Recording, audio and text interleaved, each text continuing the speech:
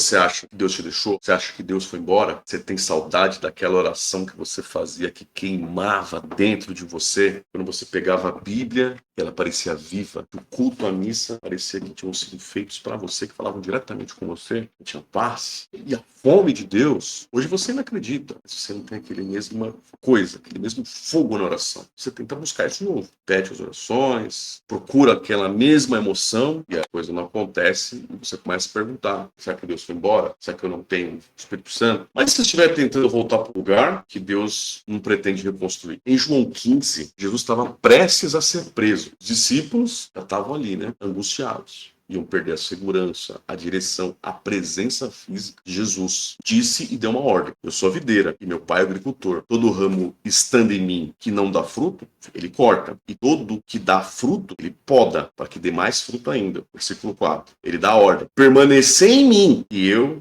permanecerei em vocês. Naquele momento que os discípulos estavam ali aflitos, Jesus deu uma ordem: permaneçam em mim. Ele não disse: larguem essas sensações e voltem a sentir que vocês sentiram. Criem aquela melhor versão de vocês quando me reconheceram como Messias. Não, ele disse: permaneça. Que o ramo não vive daquilo que sentiu ontem, da seiva que passou ontem. Ele vive da ligação que ele mantém hoje. Talvez você não sinta apenas saudade de Deus. Talvez você esteja sentindo saudade de quem você era quando estava perto dele. Das bênçãos, da paz, da clareza, da ausência do medo. E sem perceber, você começou a buscar mais isso do que o próprio Cristo. Fé madura não é sentir Deus o tempo inteiro. É permanecer quando os sentidos estão silenciosos. É abrir a palavra, mesmo quando você não entende nada, ela parece seca. É orar quando você nem sabe o que dizer. É confessar o pecado sem máscaras. É obedecer naquilo que você já sabe que você tem que fazer. Jesus também disse que o Pai poda o ramo que dá fruto. O que acontece com uma árvore quando você poda ela? Fica menorzinha, mais vazia, menos viva. Ela não tem aquele esplendor. Mas o agricultor, mesmo a árvore podada, o que vê? Ele vê a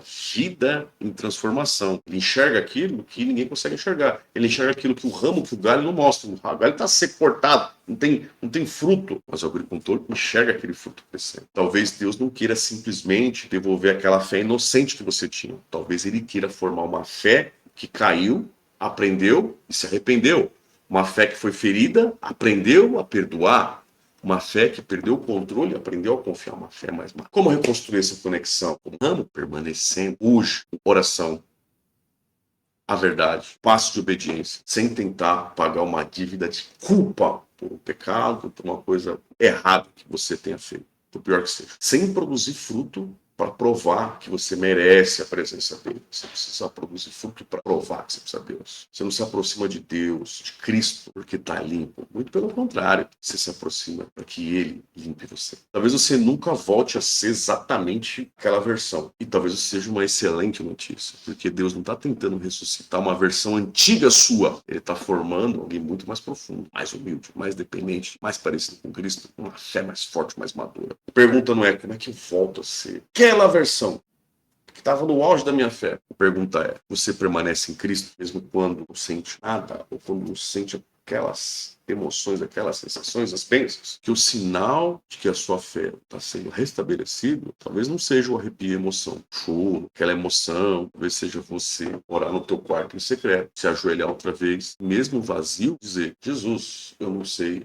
voltar para onde eu estava, mas eu não quero viver longe de ti. Eu não vou mais perseguir emoções, sensações. Eu vou permanecer no Senhor. João 15 não é um convite para recuperar a sua melhor versão espiritual de fé. É a revelação de que a videira continua viva se depois de tudo você ainda quer voltar. Talvez seja porque Deus continua dizendo: você pode até ter achado que eu te deixei, que eu fui embora, mas eu ainda estou aqui. Servimos Deus grande, então coisas grandes têm que acontecer. Tamo junto.